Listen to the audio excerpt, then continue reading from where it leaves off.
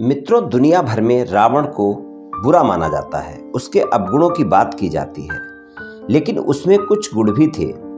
रावण एक महापंडित था। उसके जैसा ज्ञानी सारे संसार में उस समय कोई नहीं था। रावण की तपस्या में भी बेहद शक्ति थी और वो अपने कर्तव्यों को भी निष्ठापूर्वक पूर्ण करता था। रावण और उसकी पत्नी के बीच कुछ संवाद हुए हैं, जिसमें रावण ने स्त्रियों के बारे में कुछ बातें कही हैं। उन्होंने स्त्रियों के 8 तरह के स्वभाव की बात की है। उनमें से मैं यहाँ पर आपको 4 तरह के स्त्रियों के स्वभाव के बारे में बतलाऊंगा। नंबर 1, स्त्रियों में बहुत ज़्यादा साहस का होना। रावण के अनुसार स्त्रियों में बहुत ज़्यादा साहस होता है।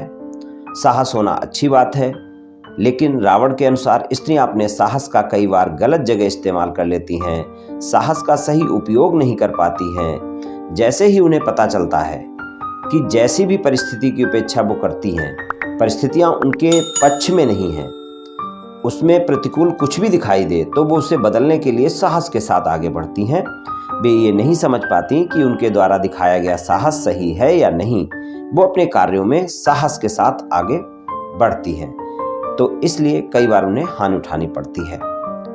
रावण ने स्त्रियों के बारे में एक और बात की है, वो है उनके माया रचने का।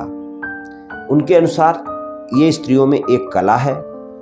वे जानती हैं किस समय क्या करना है ताकि परिस्थिति उनके अनुकूल रहे। रावण के अनुसार स्त्रियां अपने खुद के कार्यों को पूरा करने के लिए कई प्रकार की माया रचती हैं और दुनिया उनकी इस माया से बेखबर होती है। वो नहीं जान पाती है कि ये माया रच रही हैं और वो अपना काम सिद्ध कराने के लिए, रावण की राय में अपनी बात मनवाने के लिए स्त्रियां रूठती हैं, रूठने का नाटक करती हैं और कई बार प्रलोभन देती हैं, और साथ ही जब जरूरत पड़े तो कार्य सिद्ध कराने के लिए सामने वाले व्यक्ति को हर तरीके से मनाती भी हैं, लेकिन अंत में अपना काम करवा ही लेती हैं।